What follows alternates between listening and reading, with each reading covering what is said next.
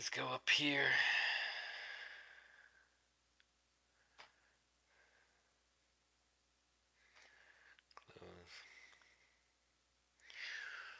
Might be going live. Let's see. It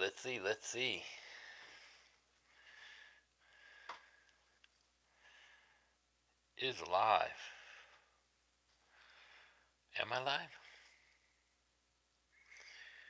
Check. Look at that. We're live. Let me find me up here. Search jittboy1. What's up, Jeff? Yo. I wasn't going to do one, but I took some pain pills, so my back is so. Pretty good, actually. Oh, the PRS is already plugged in as well. What's up, man? I wanted to give a shout out to my buddy Amir. He sent me this to give to my kid. And he sent him a nice little card, man. So I just wanted to give him a shout out as well. Hey Tristan, this gift's for you. I hope it brings you a smile. You have a great father. Love him always. I've had this forever, and it's time for me to pass it on. Do good things. A gift from a stranger. Amir the Pirate. Bro, thank you so much. I'll send you a video of what he said later. But that was really fucking cool. Really fucking cool. Really cool, man.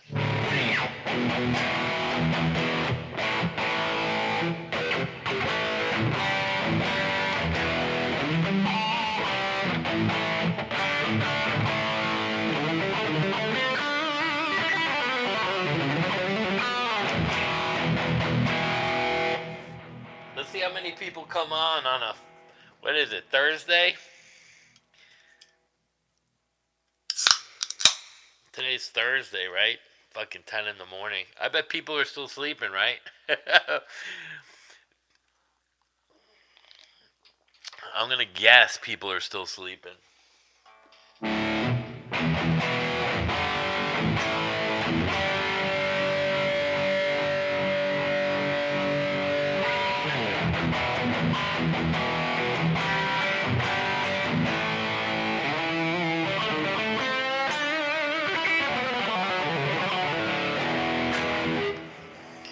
I'm gonna guess people are still sleeping. Let's see. Can I see how many people? Oh, wait, don't tell me.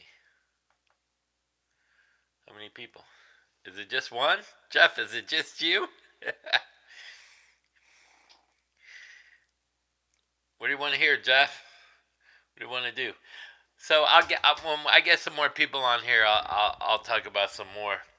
So I was on Bad Brad's, and he was talking about the Metallica ticket prices at the Spear, and I guess he had a friend that bought 2 days of tickets at the Pit. 2 days in the Pit with VIP meet and greets for $12,000. And hey, what's up, man? What's up, Mike? So I was watching Bad Brad talk about the Spear tickets for Metallica and that they're not in their prime. They actually sound better today than they did a long time ago. What's up, baby bird? So Metallica, I think, sounds better today. So I'd rather see him today because the sound has become so much better. But he was saying how much ticket prices are, but he wasn't given a fair judgment. He was going just by what somebody had showed him on Facebook. $12,000 for 2 days of meet and greets, two days VIP, and 2 days in the Pit for 2 tickets. So it's basically, 4 tickets for $12,000. But what he didn't tell you is you can go see Metallica for $300 at the Spear, which ain't bad. I love that they make the shocking statement and not tell you the full deal. You know what I mean? So if you wanted to see Metallica at the Spear in Vegas, which is a fucking incredible place because you can see from everywhere in there, and it has incredible sound. For $300, I'd rather go there than the Hard Rock. You know what I mean?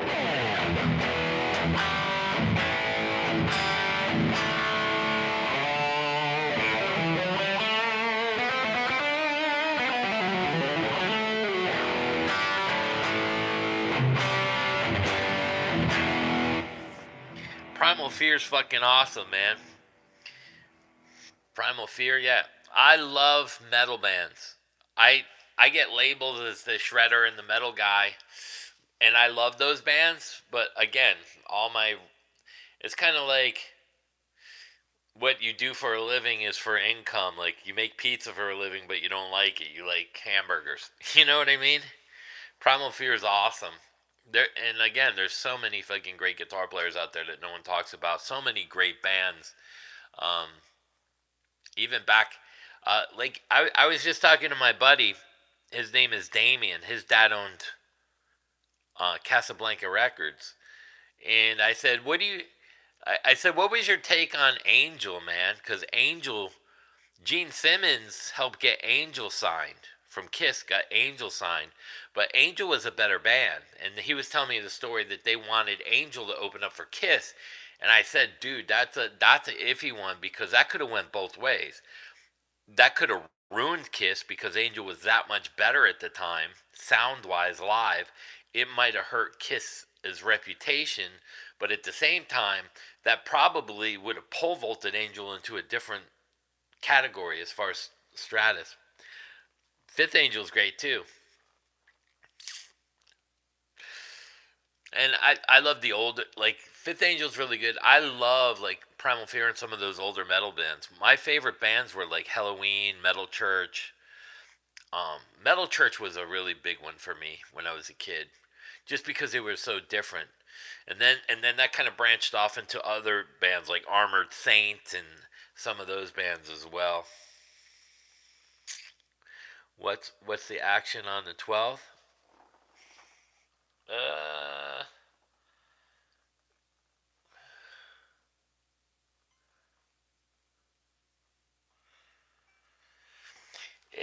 this one's set up pretty low. I'll let you kind of take a look. I don't know. I'll try to get it at the same level as the camera. This one's set up low. This is actually a little low for me. It's probably, I would say, an eighth of an inch off the fret. Not even. Like I would say off of the board from the string. If you took the frets off and if you could touch the string to the board, the top, it's probably an eighth. But with the fret up about, I don't know, probably half of an eighth. That would be what? Not a 16th, a 32nd. I love Fastway.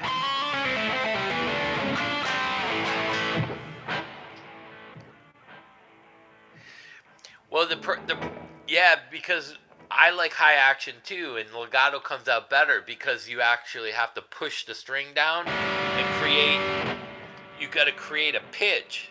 So when your action's higher and you hit that fret, it actually doesn't hit it flat. It hits it more on an angle, and you get a cleaner, more articulate legato. So like even this.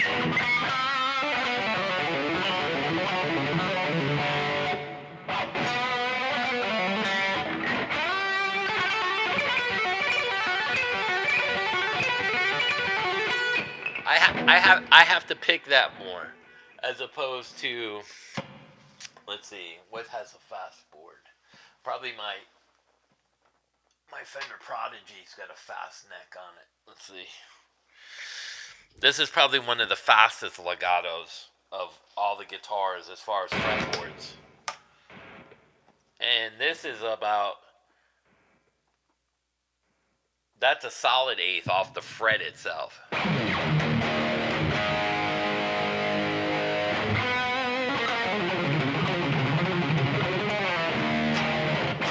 Where's that tennis at?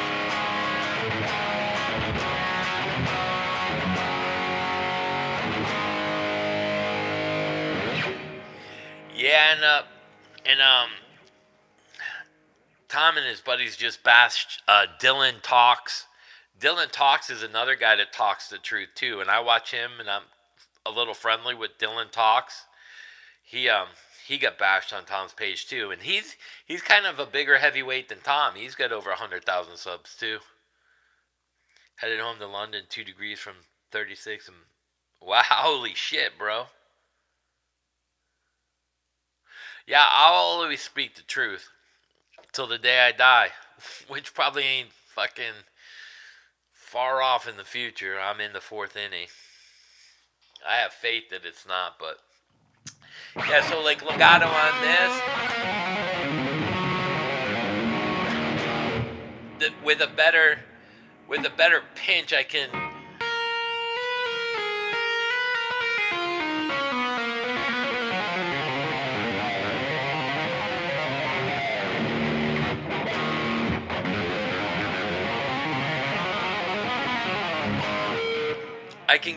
get a better legato.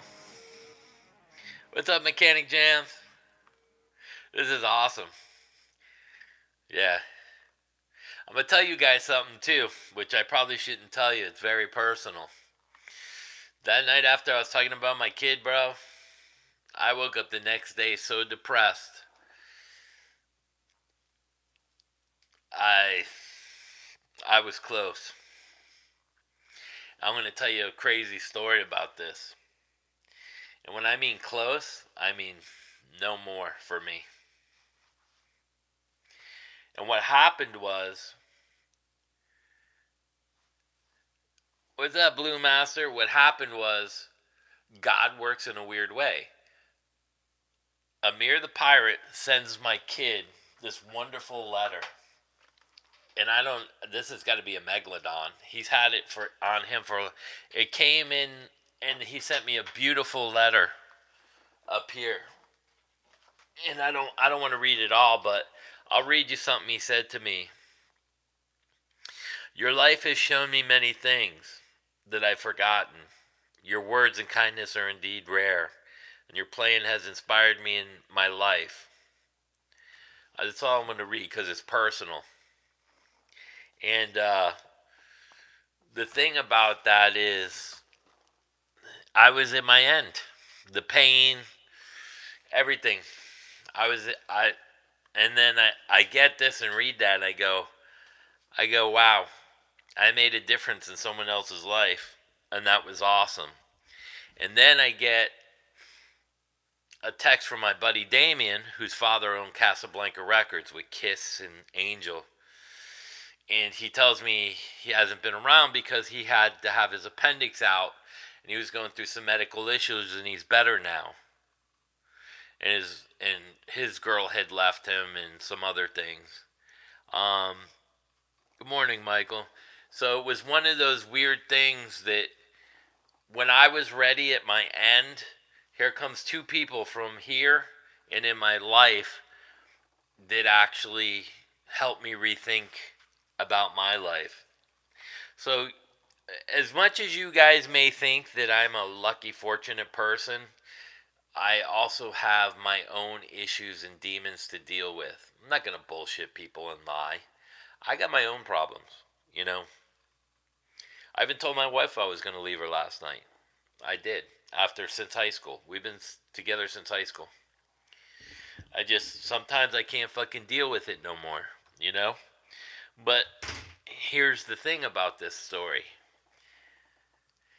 You gotta have faith, because around the corner, and I said this to Damien, bro, I was about to do that, and I thought about this, and I said, you should too. Here I am sitting in front of the bank, right?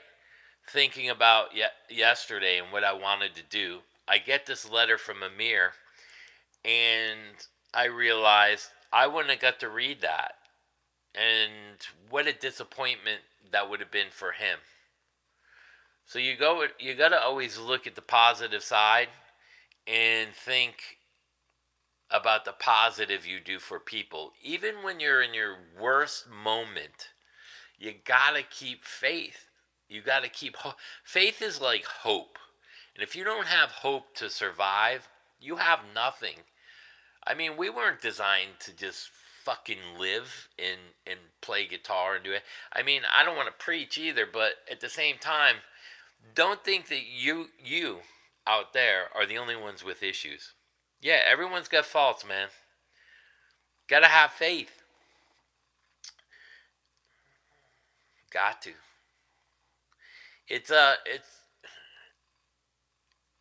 it's an amazing quality that we have is to be humanitarian and have faith. And faith will bring you a long way, including the music industry and your guitar playing. And you got to put faith in yourself that you're going to be able to play.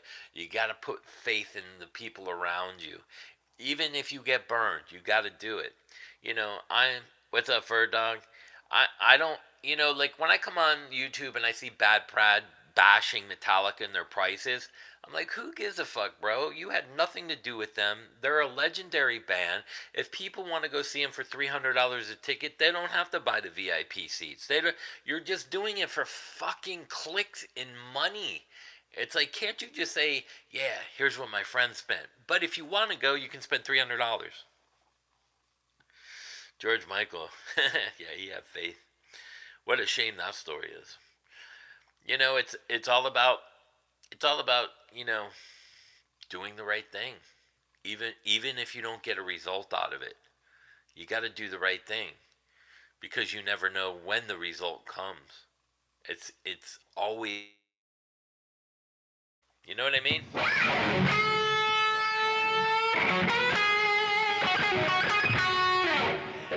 I also did a blues track last night, except I can't play it because it's I had to send it out. But if they don't take it,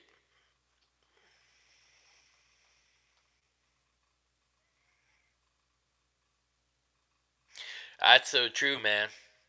And that happened to me early on too. You gotta remember, my uncle was a Marine. My other uncle was on the Ways and Means Committee. My dad was a black ops, and then he became a cop. I got no support except for through my mother, who was an artist. Yeah, Ampera 2s are nice too, man. I never bought one, but I played through it. I almost bought one.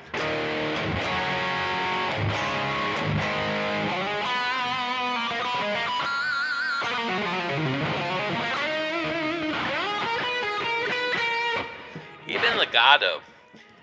Like if you guys were asking about yeah, the sun always comes up. Day late, dollar short. What's that saying? God's a day late, dollar short, but always on time. Ain't that the fucking truth?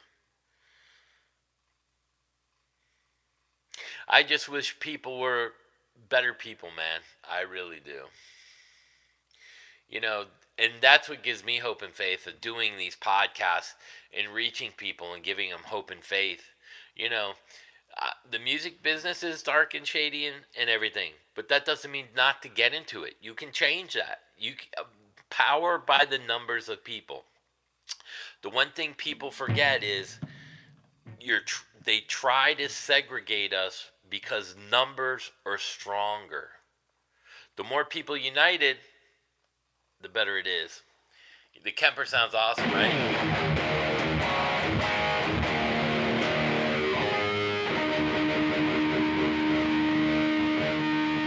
I might put a little more presence though. Let me see.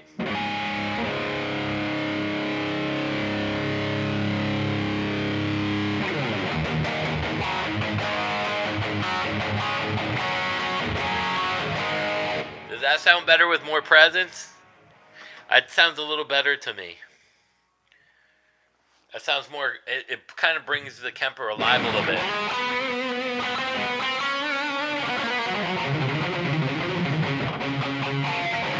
I could probably roll some of the gain off.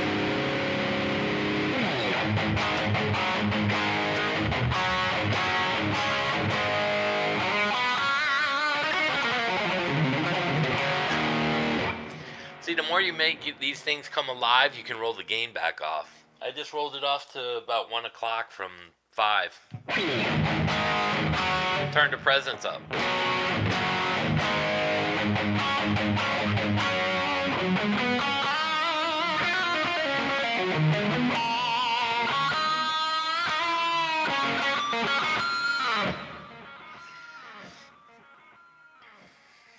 waterfalls. Yeah. Oh, you tried the Chappy GBT thing? That's fucking crazy that you can fucking do that. As good as that is, though, I just saw that they incarcerated the wrong woman with AI facial recognition for 6 months. It was the wrong lady. She was a grandmother. I was like, fuck. Can you imagine spending 6 months in fucking jail and you're the wrong one because the police are so vested in AI? That's horrible.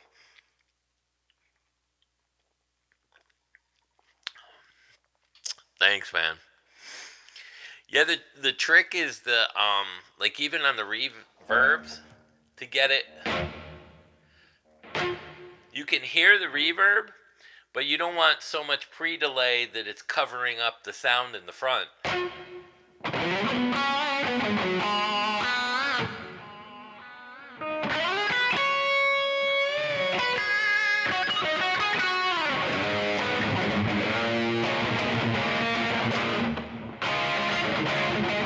How'd that go?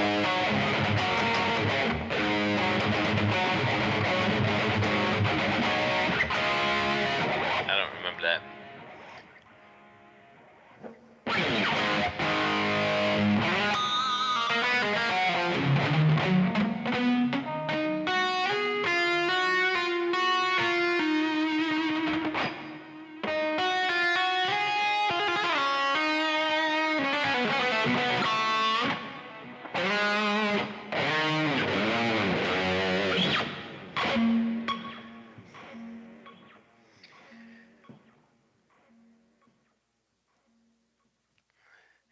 Yeah, and like what's really cool about this, like, is like on the front you can alter your sound really quick too if you had to.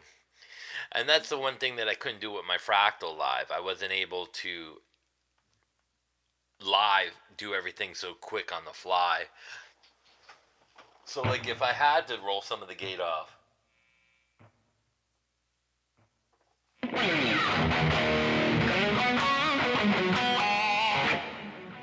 or I wanted to so like here's the reverb.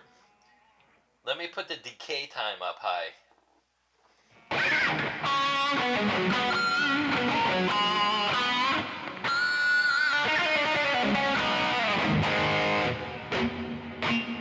See how that puts that more into the background?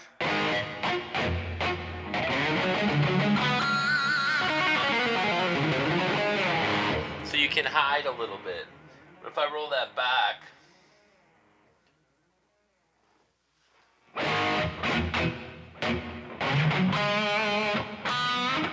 your guitar tone sits on top of it. No, I don't know.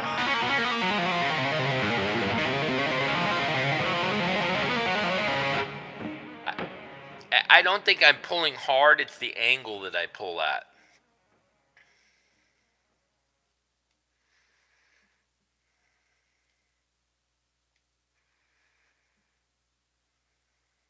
Oh, really? Guitar meets science? He confirmed what I said about Toto. Uh, yeah, and there's some certain things that Steve doesn't want to be named in legally because it can cause a legal problem. But I'm going to have to check that out now, too. Yeah. So, like, even if I roll that off even more, the decay time, now it's like 0.9. Gives it like more of a Rumen effect kind of thing. So even though it's the same reverb, which is a plate,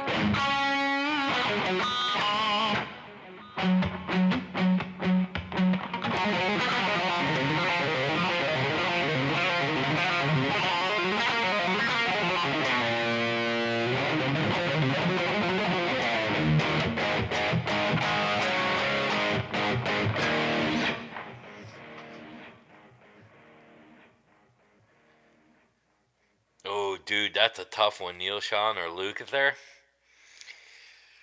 That's a that's probably one of the most equal of two guitar players as legends as you can get. and ability. But I'm going to have to go with Luke on that. And I'll tell you why. Not that Neil's not diverse, because he's played with Santana and grew up with Santana as a mentor. But if you look at Lucas's career, like the stuff he did with the Tubes and so many bands, that's a tough one. It really is.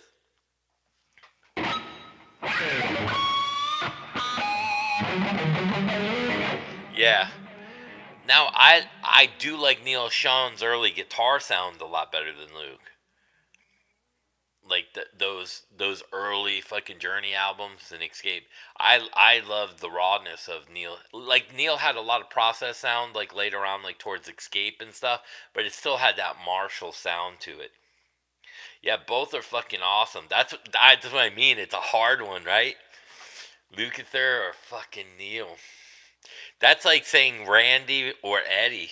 Man, that's a fucking tough one because they were so different. And Neil and Luke are different, but they're equally as talented in like I've met Neil Sean. I've watched him play and I go, "Bro."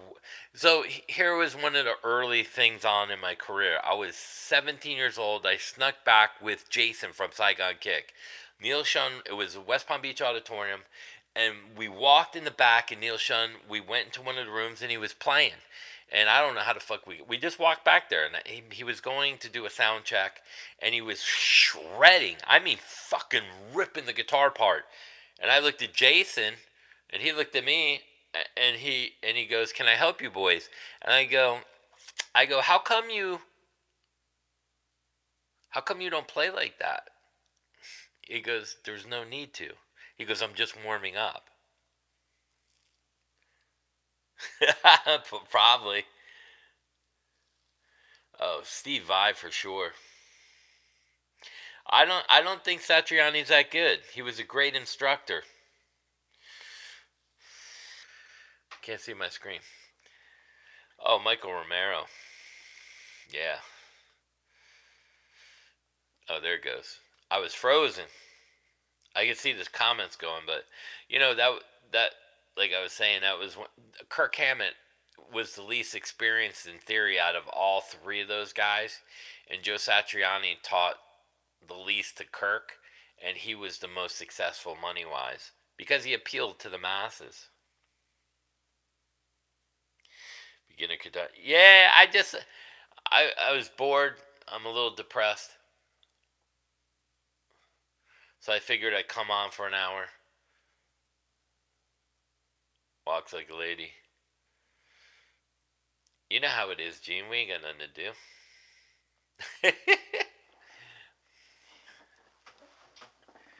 But yeah. So like the legato thing, what I used to practice for my legato was here. So it's the octave thing, but I would practice it here too.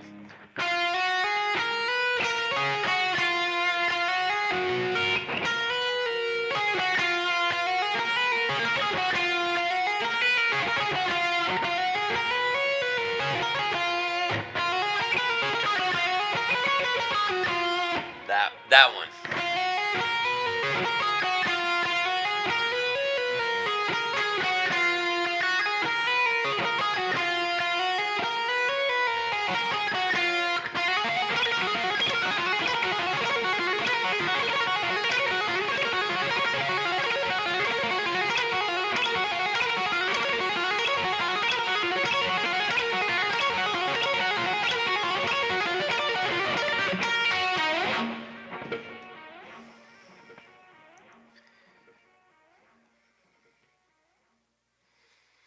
So that's what I used to practice for my legato, and then um,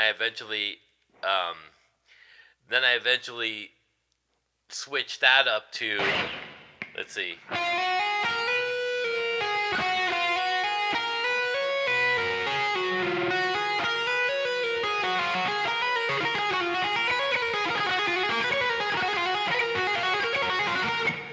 And then I did a variation where I would just go.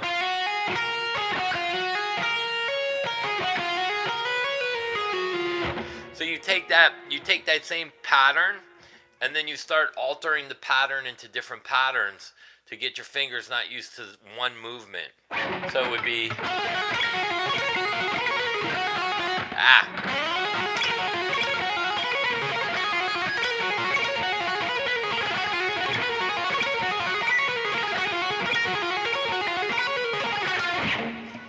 So like I would keep altering the pattern to get the fingers to move differently, and that helped me a lot.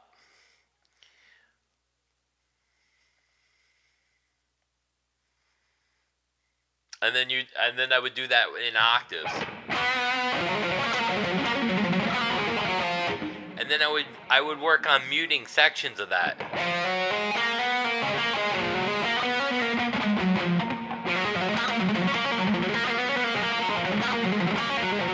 You too, brother. Have a great day at work, man.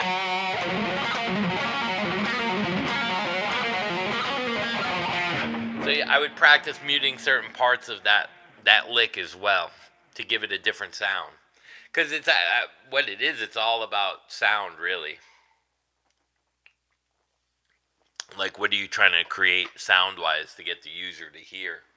You know, so if I did, and then that's where, like I would say probably the biggest thing that I was ever taught was to take scales by positions.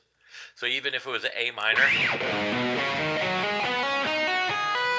and see how many patterns you can put in there.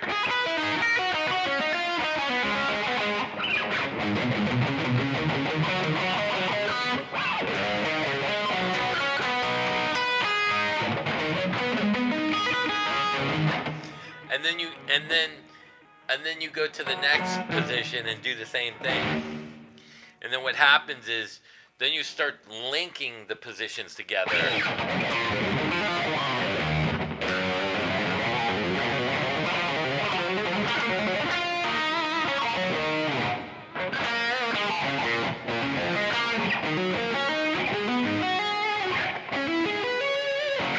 So like that same pattern, you got to know where it's at.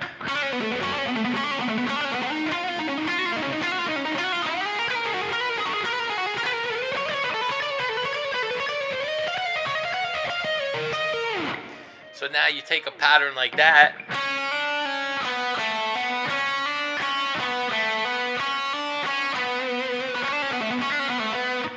and this would be the next spot, but now I'm going to play it here and then go back one.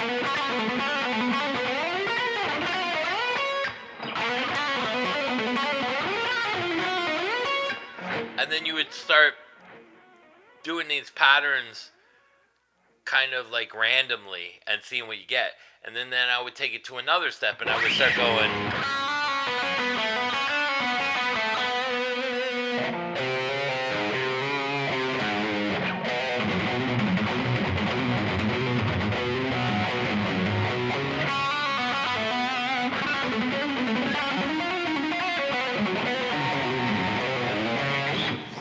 And then I start moving the patterns around. Some Joe Perry. Slow down. So this is the second string and the third string. Second string B, half step. And then the third string is just like a pentatonic.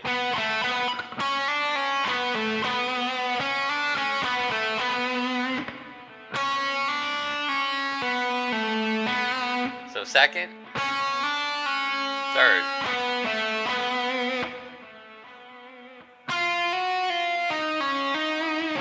And then that's the same thing, but off of the 7th. So I'm playing off the 3rd fret, the 7th fret, the 12th fret, 12, 13, 14, 15, and then back up there, 19. But that kind of stuff would be the same thing here.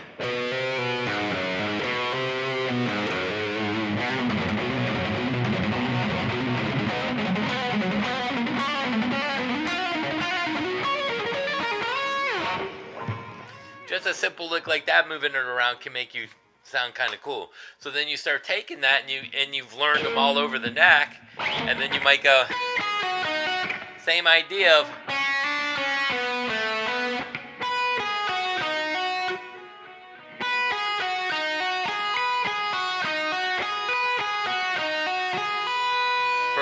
second.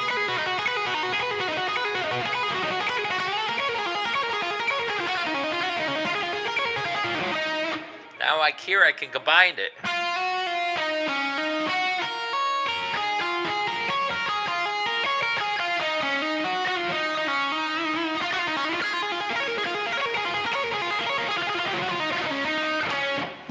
And then you start adding licks to that, and licks, and more licks, and more licks. Yeah, and then you start taking that idea and you start spreading it out.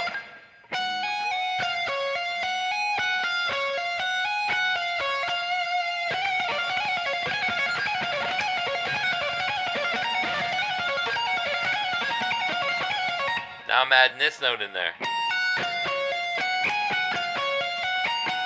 Kind of like going.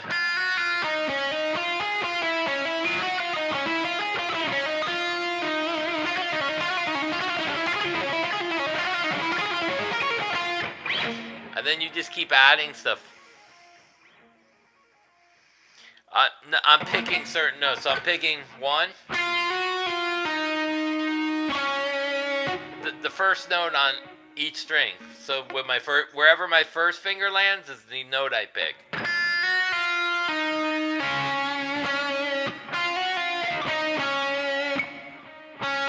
Let me see.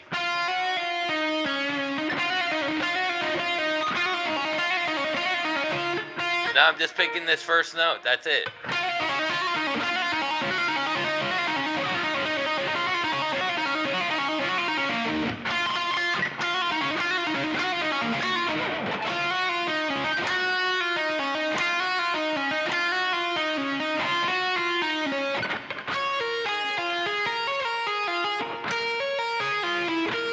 Same there.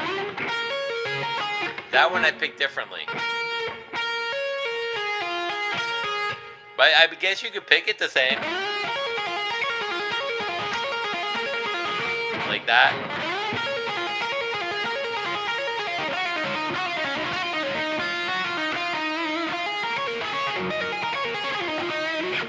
Yeah, it depends.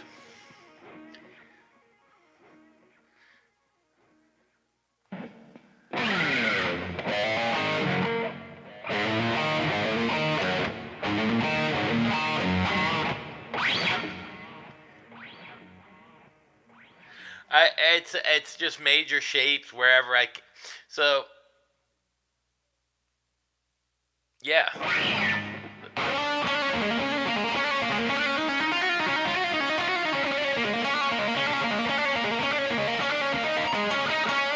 That's harmonic minor.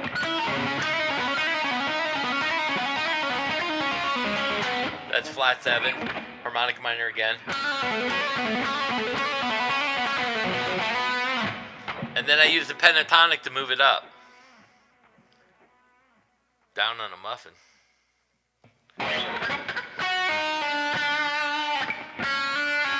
And yeah, I guess you could play, and here's the crazy thing. So here's, in the key of G, you're in the A, pentatonic. You can use your harmonic minor with the E, and then hit your flat 5.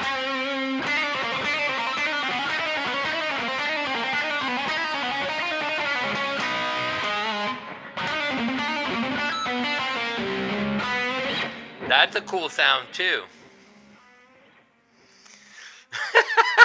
Phrygian dominant. Dude, you could do it. You could take all these cool. Let's see.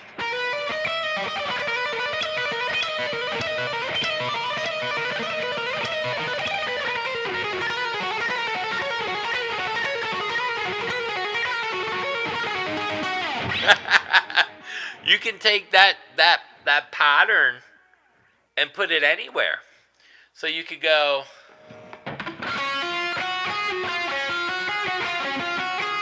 And then pentatonic it.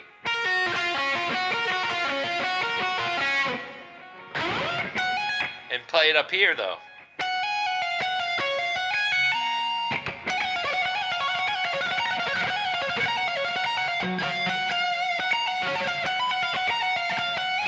And then the more advanced you get, the more patterns you can throw in with it. So like if I'm here going.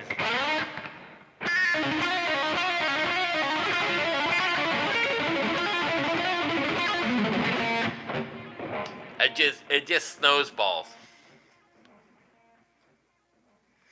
Yeah, kind of like the Thunderstruck with that kind of thing. Yeah, it has that kind of sound to it, with the harmonic minor especially. Playing with you, Chris. Yeah. Yeah, it is kind of similar. You've been doing Phrygian Dawn. Michael Romero's a fuck. That guy's so fucking good. Like if I've never met him, but if I did, I'd have to fucking. I wouldn't play in front of him. I'd be embarrassed. I'd have to bow to his feet. But he's got incredible. He has an incredible smoothness to his playing.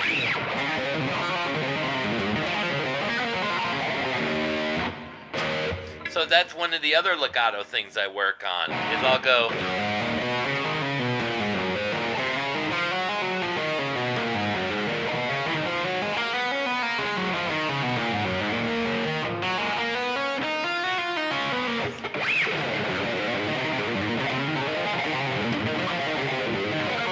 And then I mix that up too. Yeah, his solos are really fucking good.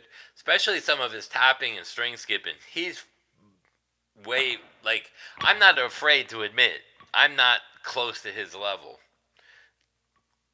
Maybe a long time ago when I played all the time, but now, no. Not even, I shouldn't even be in the same room as somebody like him. You know, he did stuff like, I used to do stuff like that all the time.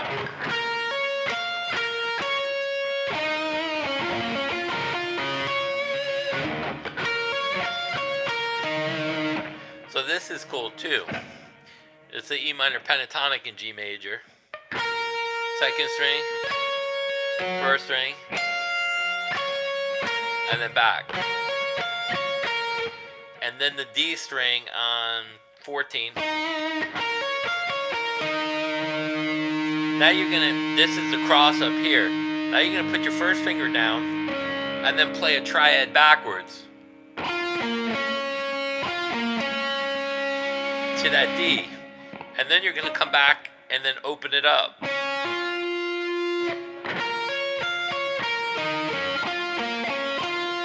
And then you're gonna string skip back from this note to the B. And back.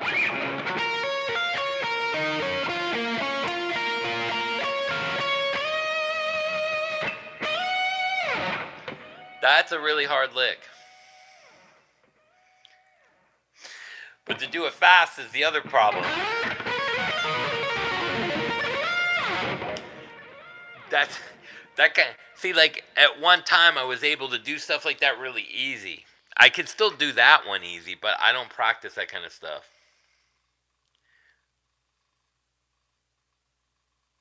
Yeah, ChatGPT from my video. That's a cool lick. The crossover and then when you skip the strings is the hard part.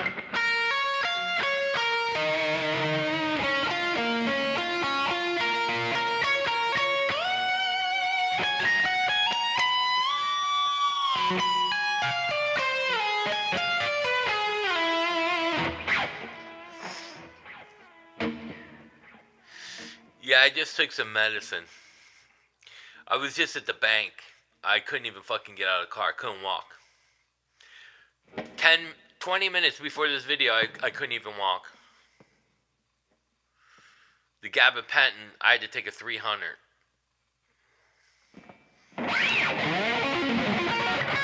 So, like, even if you... So, baby bird, if you take part of the licks and you dissect the licks up, you can get more licks out of one lick. So, this lick here... If you take this triad with the string skipping, you can do that anywhere.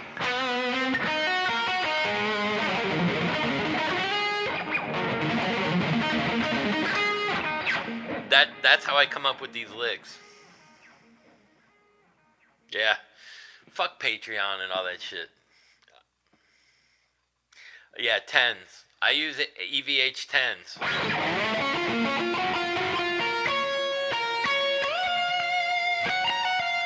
So I would connect that with this.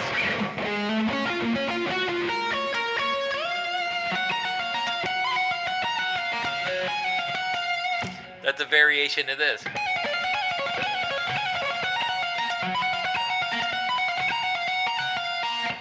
That's just using the old blues trick, the 4s, like. My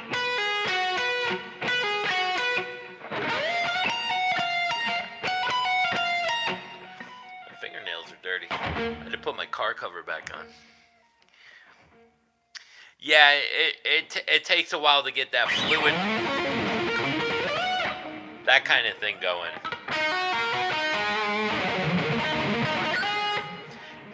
That's the hard part, or doing stuff that I see. A lot of people don't understand how hard some of the stuff I do is. So if you take this lick here, this is a diminished lick, and it's a walkout backwards.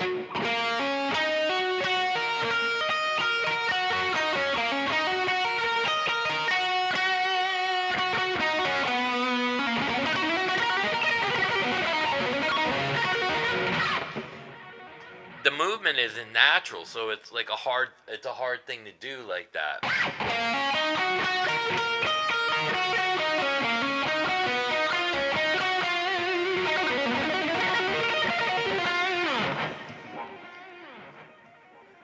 Yeah, man.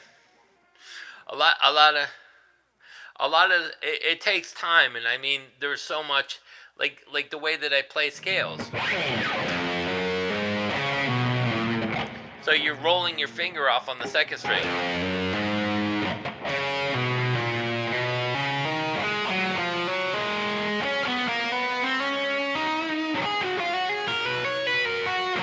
It's like a legato roll. A lot of people hear that and they go, "What are you doing?" But it's really hard to do. It's like backwards and forwards at the same time. And then I took that and I started string skipping with the idea.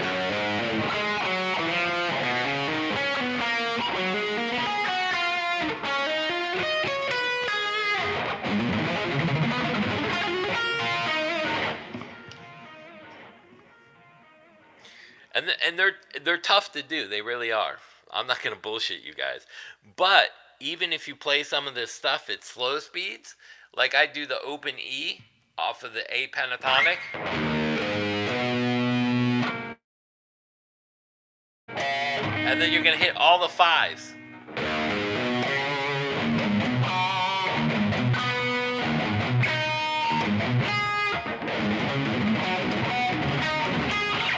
You just work your way down the scale.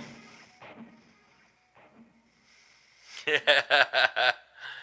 I get a phaser there? No. What is this one here? Oh, it's a wah. Let me see. Can I change this? Yes, we can.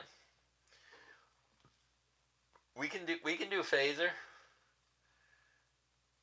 Look at that. I do that with a triad too. So these here, the A and the flat 5 stay the same. So that's an A major triad. Now these two notes will always stay the same.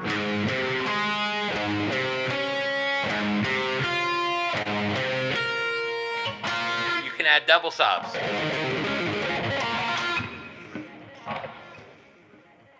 Yeah, it gotta works. Yeah.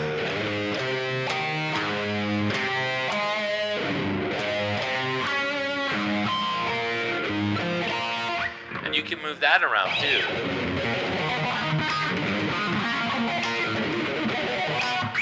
I mean, it depends on what you're looking to do. But yeah, like even the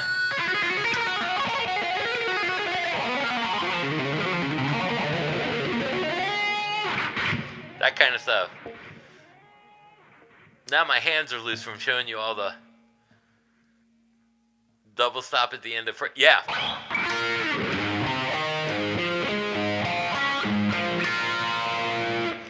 Same thing if you wanted to do that with this.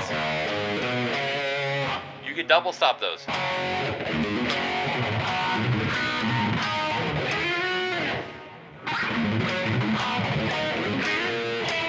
Let's see. Let me slide it up to the E.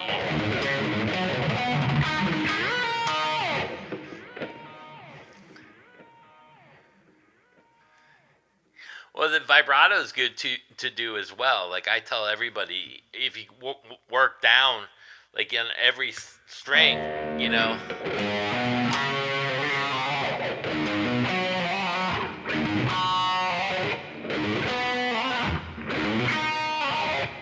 Yeah, I might do something like that, you know. But you can do that backwards too. So like I might do.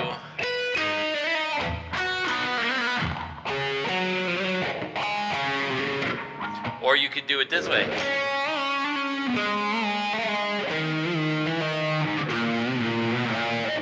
And on the 5 and 7, you have all those notes.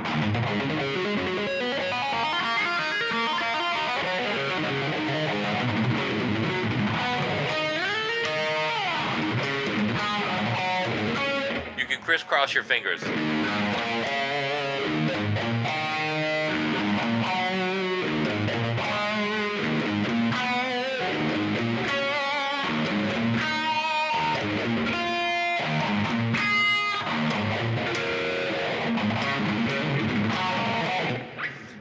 Whatever you want to do. The sky's the limit.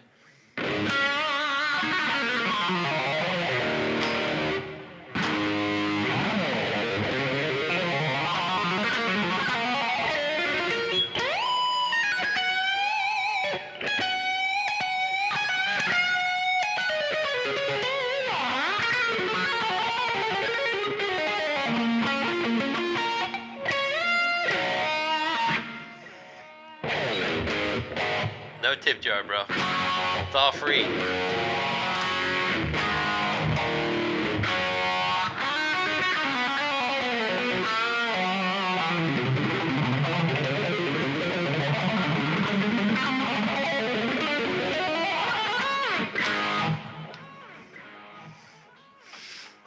I don't need money, so I don't. It's my pleasure to show you guys this for free. Now, if I could drop like here, I could drop the depth or the rate down a little too.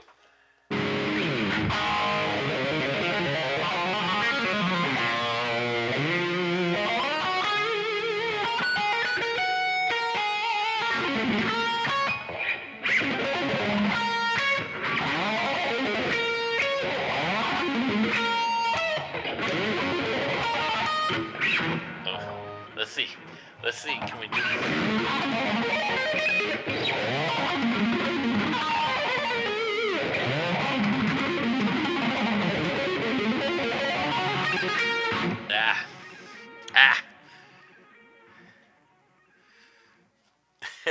Thanks, brother. I really appreciate that. Do it to a backing track or just noodle it up looking for those licks. Yeah, you can do it. You can practice for a backing track. It just depends. Like if you're doing it A, you're gonna have to play it on like the 1, like an A to an E.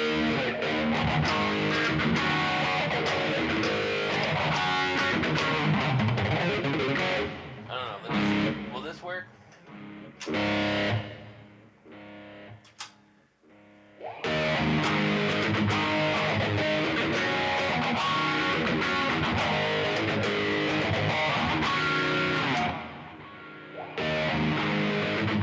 There you go.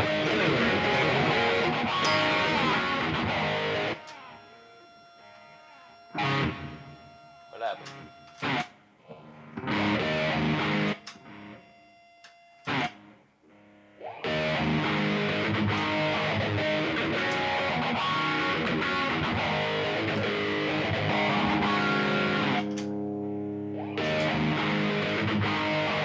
Let's delete it.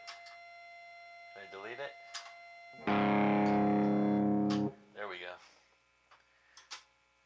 No, don't want that. Oh man, am I recording? Yeah. Let's delete that.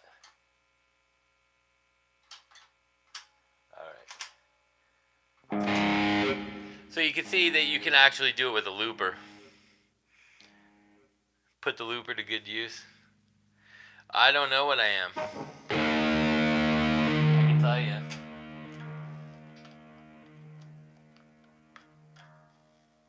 It's supposed to be E flat.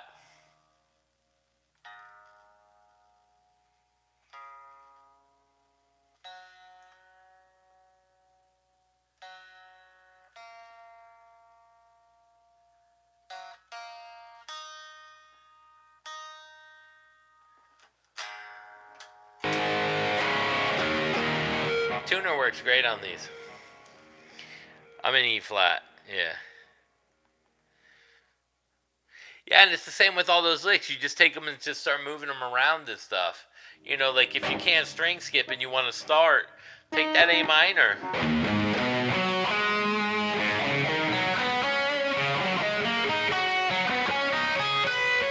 Or do it backwards. So E, so you're on the fifth string and you're going to play the A minor backwards. And then go to the fourth string and play that pattern backwards, the box pattern. Now the third string. Now the second. Now the first. And that's how you get started.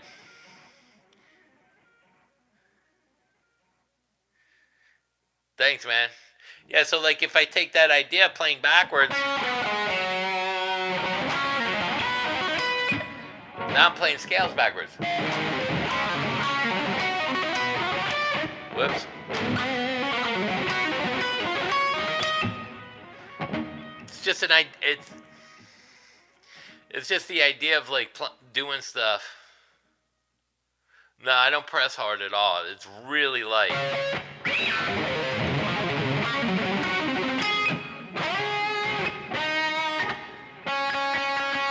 Even my picking, it's really tight and light.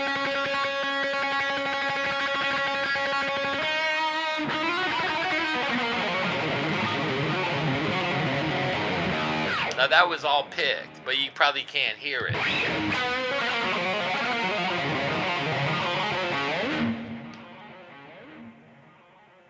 Yeah, you can do the drop tune block in here as well.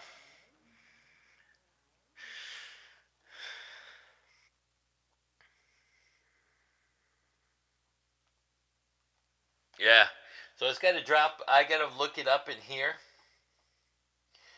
But you can go in here and you can drop the pitch. And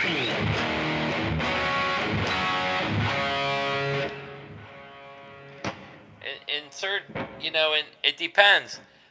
Like this guitars are really fast neck. Now the Charvel plays better, but the neck on it is not as fast. So you have to, some guitars, now my Les Paul, like the gold top behind me, the one that is a newer one, is probably the best Les Paul neck that way. But this is set up better.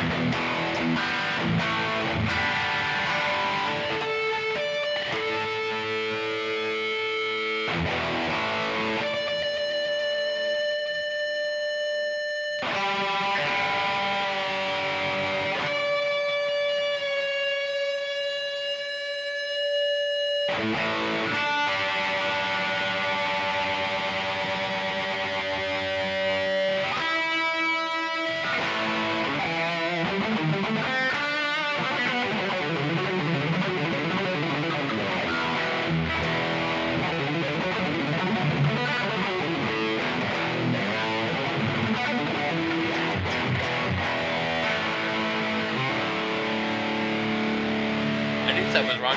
I didn't save that gains.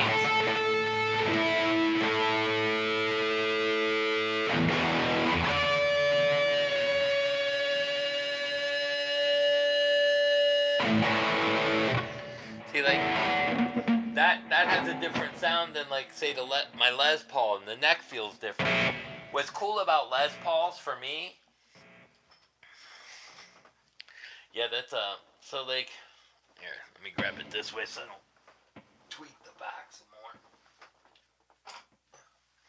Like this Les Paul is my second favorite, but as far as necks, it's number one for the neck. And the reason why the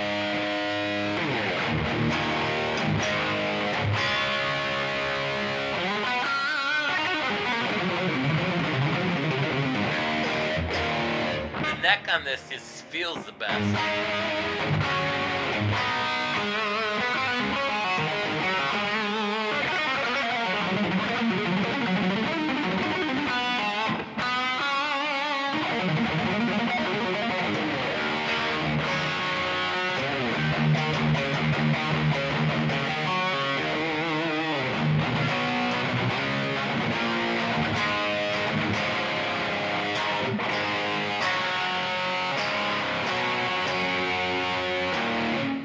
No, that's not a Floyd on the blue. It's a chlorine burst Charvel.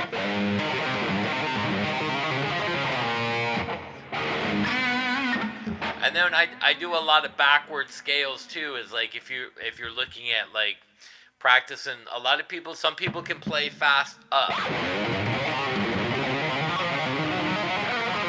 and they can't play fast backwards.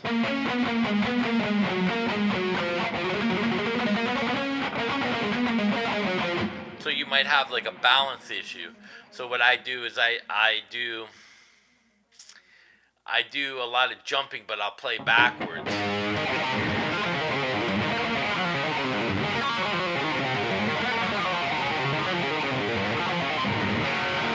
That kind of stuff. Just to create like a different kind of a feel of the way the motion of your hands move.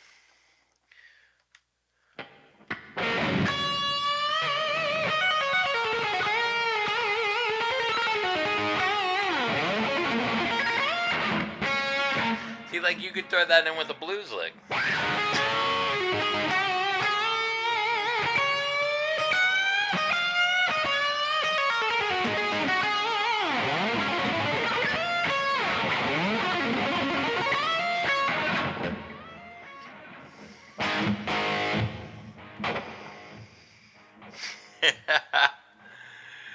Yeah, like this one plays better. It's one of the least expensive that I have.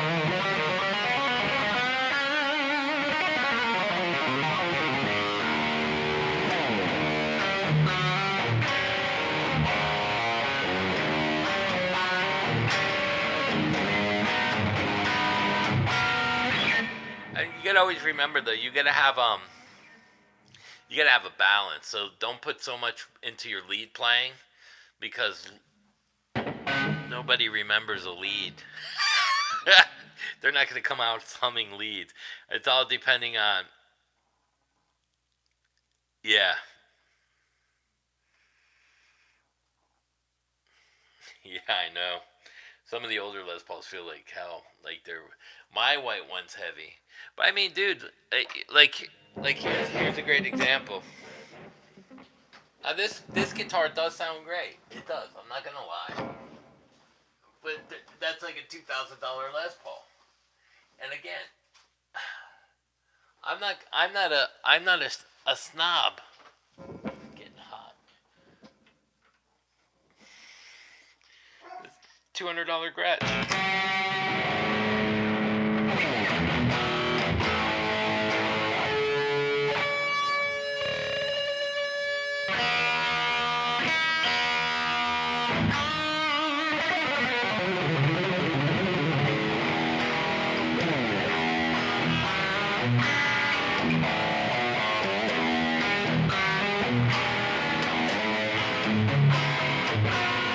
It's a little more warmer.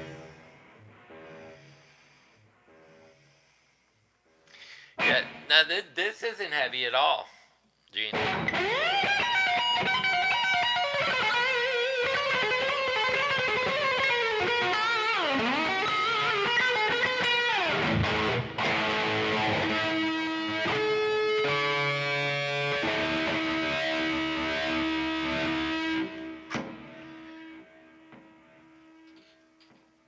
For 200, now you can see I can throw that over there with one hand. You have a 59 and an 11? An 11 Rosie? Yeah. Now this one's probably around 10.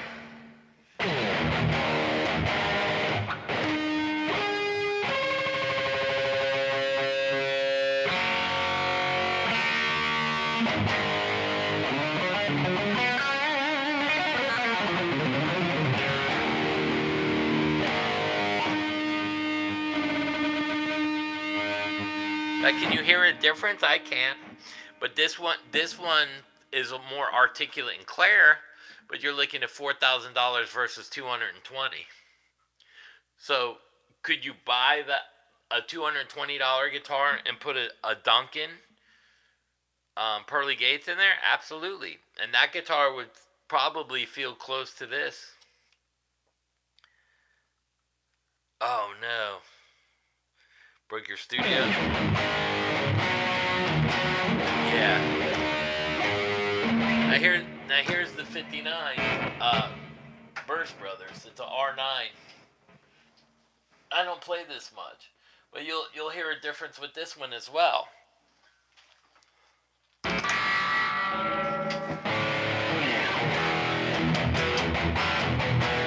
That's really ballsy.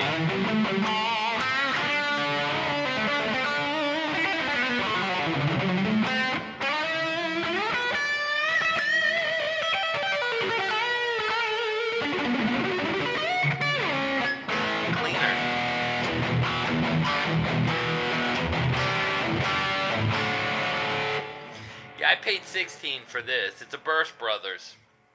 Burst Brothers are hard to get now. They're like the guys that were before. Everyone talks about Murphy Labs, but this is a Burst Brothers. This is before Murphy Labs. And I had an opportunity to get this one.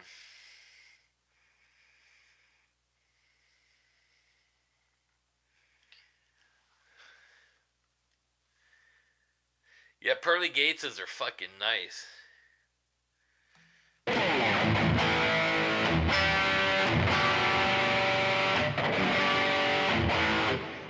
This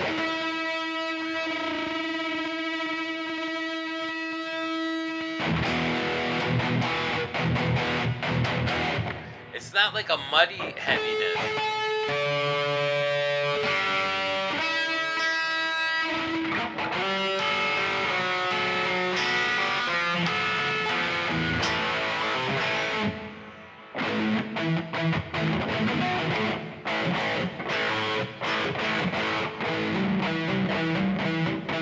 Like even that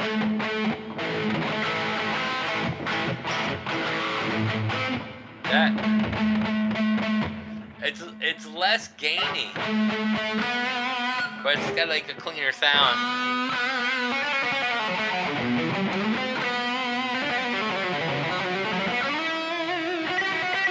More cowbell. Needs more hurt.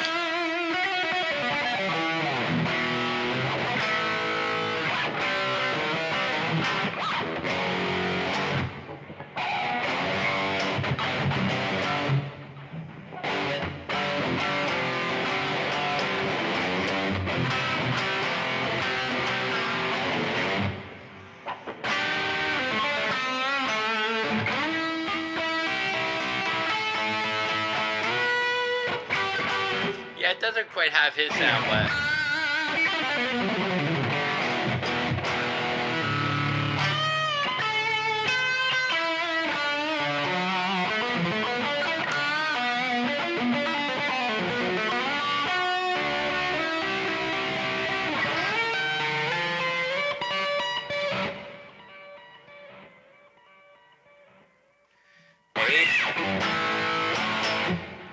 let's see, how's it go?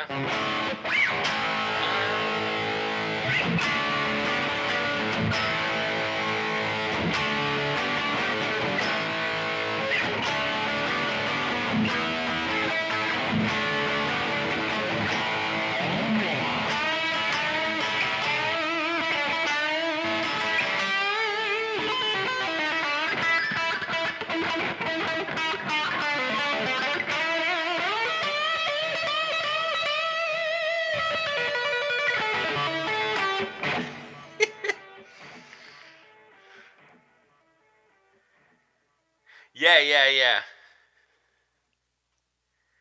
Some of the get you can hear, especially here's the big thing though.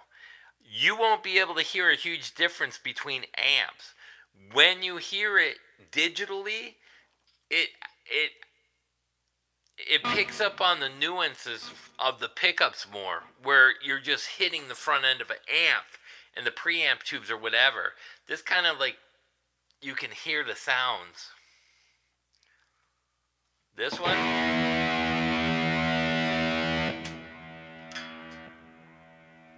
this is supposed to be E.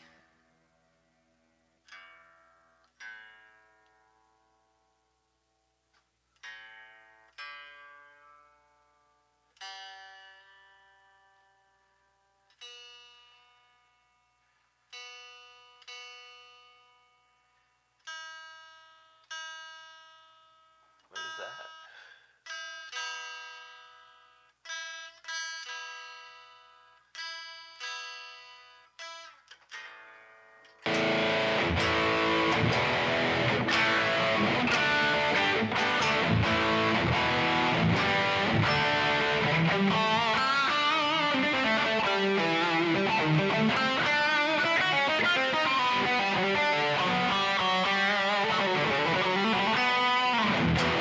Is that Gary?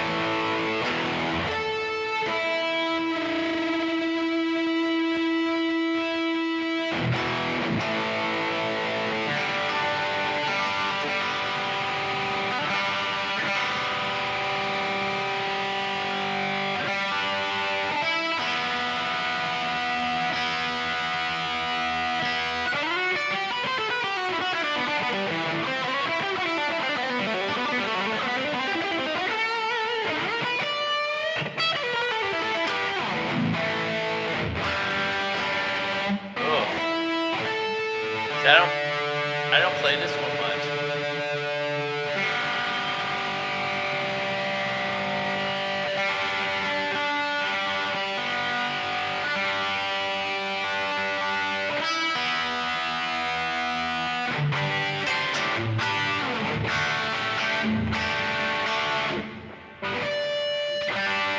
It's already out of tune.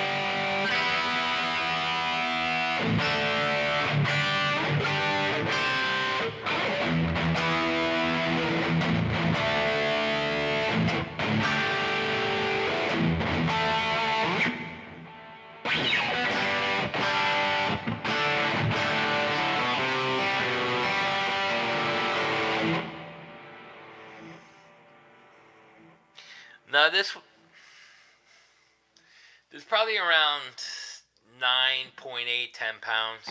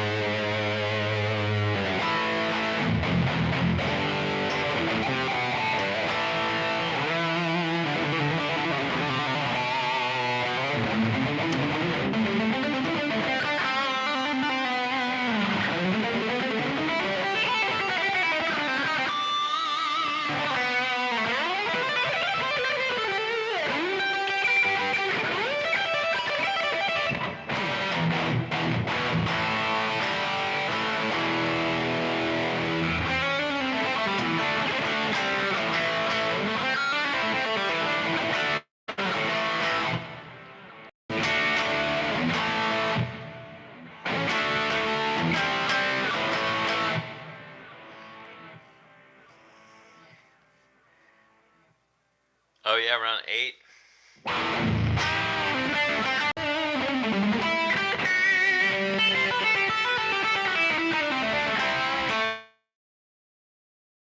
A lot of people like this Les Paul. It's a nice one. It's not my favorite though. I just bought it because it was a Burst Brothers and they don't come up much. You know, it's just one of those things. Probably I don't know, the best playing one. I don't know, the Kiesel's good. I like the Kiesel. This one, I like the way this plays a lot too. The neck three.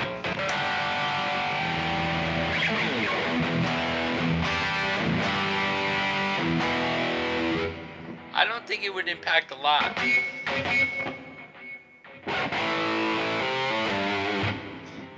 Michael Schenker? Nah. I used to play a lot of his stuff, but I forgot a lot of it. I know this, like some of the Scorpion stuff, but Schenker was great.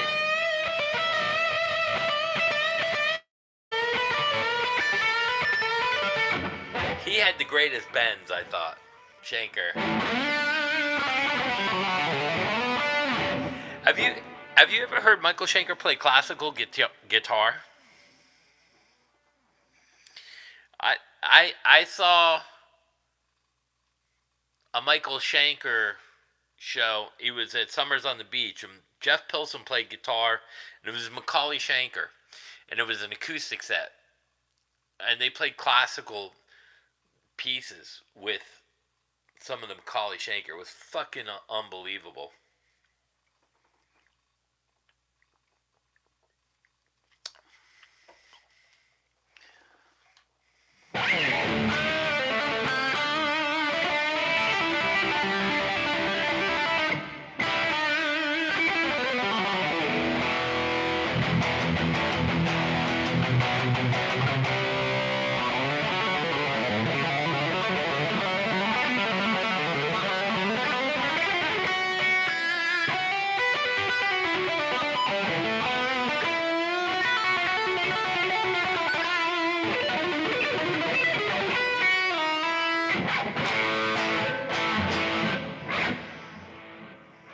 Chew out the handle, yeah.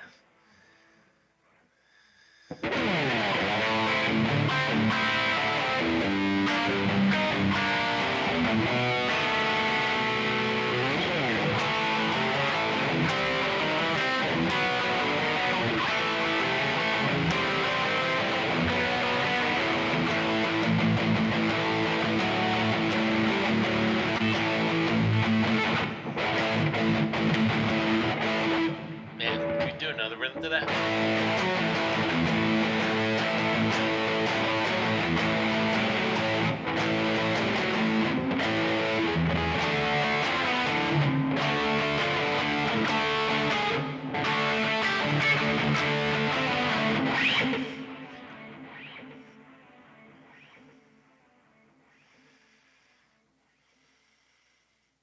Are you good at see now my key? I got a Kiesel Aries Holland.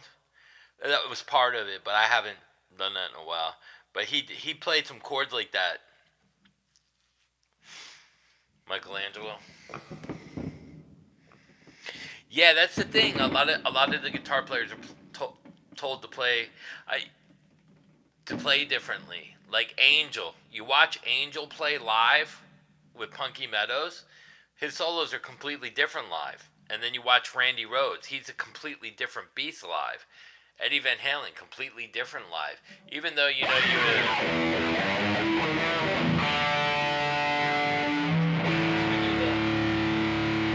let's see.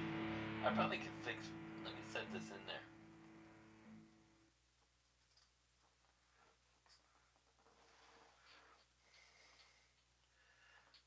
Where are you?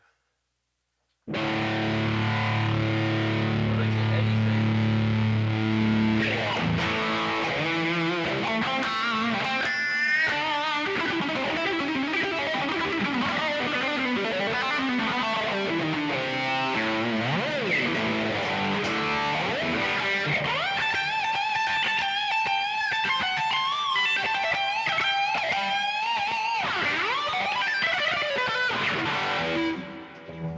Eddie Phaser. Oh yeah, that's a good way to. That's a good teaching.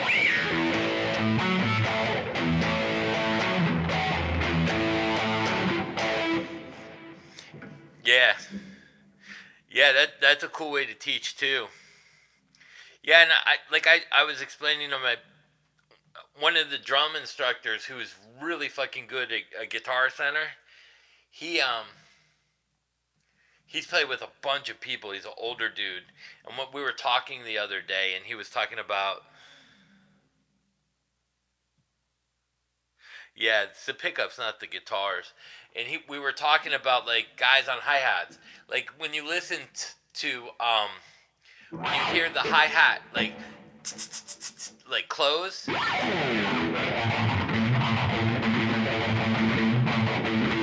you palm mute.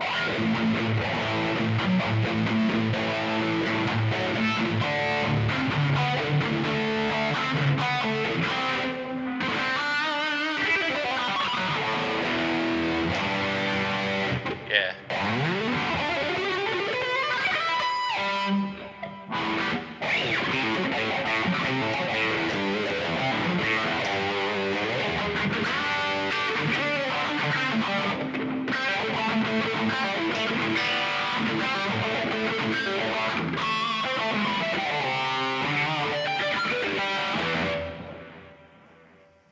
Yeah, me too. I love the way this is.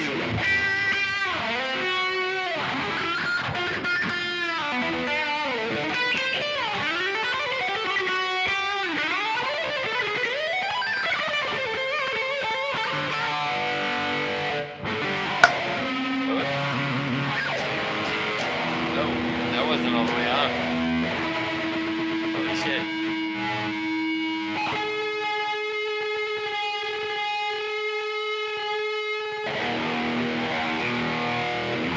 That dropped that to a whole nother tuning.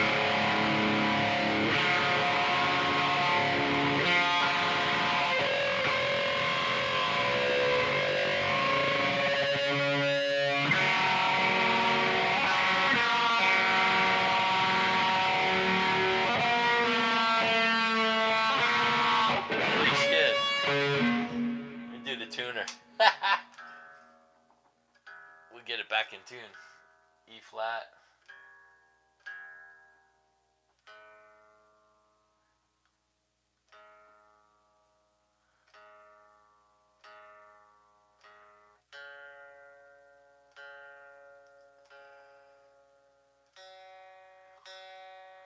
One side was up high.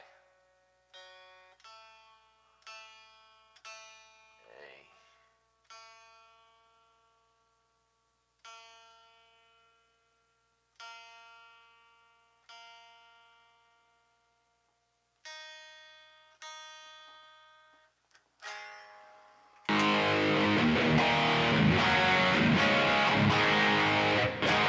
Yeah. It the arm popped and it pulled it off of the pin.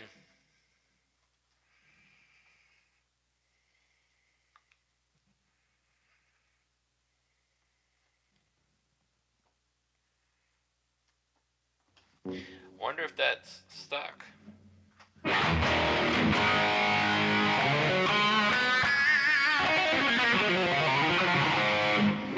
Yeah, that's weird.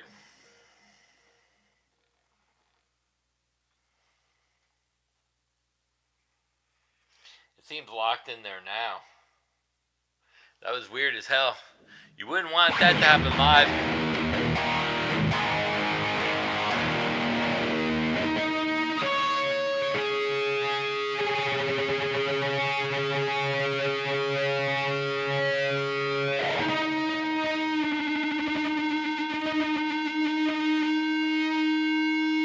It's more of a metallic.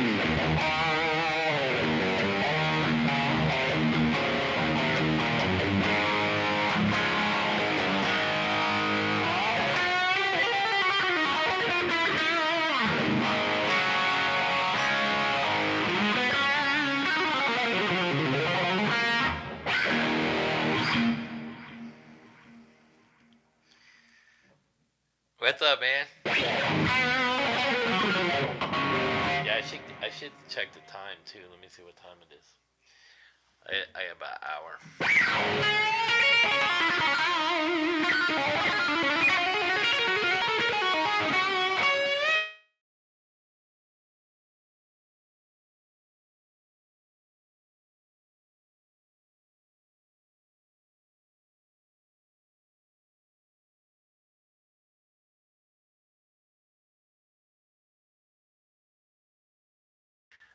computer screen locked up. Let's see.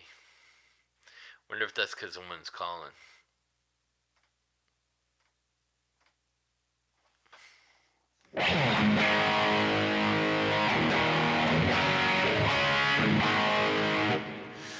Man,